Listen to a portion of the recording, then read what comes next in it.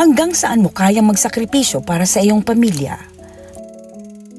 Sabi ni tatay, dapat kapag maglilingkod sa dambana, presentable tingnan dahil humaharap tayo sa maraming tao. At higit sa lahat, sa Panginoon. Turo ni tatay, kapag may pagkakataon na maglingkod, kunin para makapagpasalamat sa Diyos at magamit yung boses, pananalita sa tama. Tay, sana napapanood mo to lalo na't nasa bahay ka lang at hindi makapagsimba. Tulungan niyo rin po ako dahil hindi ko alam kung paano ko pa sasabihin ito sa mga anak ko. Ayan na pala yung magaling eh. Si nanay. Nay. Nay. Nay, tubig po. Uy, si ate, di mapakali kagabi nung may nag-text. Duro, love life mo yun, no? Pinagsasabi mo dyan, wala akong panahon sa mga ganyan.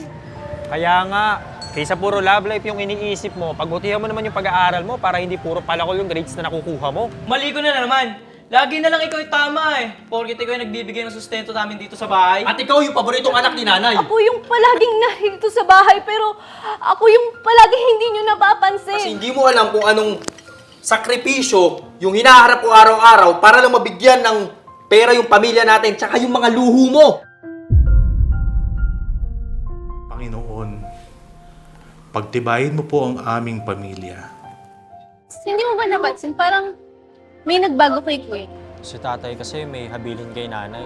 Ngayong Semana Santa, inihahandog ng Ang Batingaw ang kauna-unahan nitong maikling pelikula tungkol sa pamilya, pag-ibig at pananampalataya.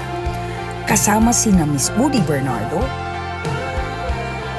Carlo Alvarez, Emmanuel de Mesa,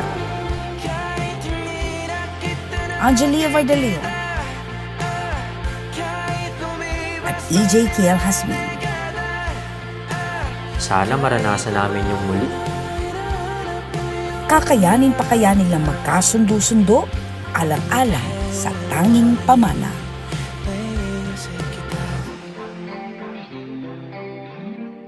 March 29 at April 2 sa Ang Batingaw social media pages.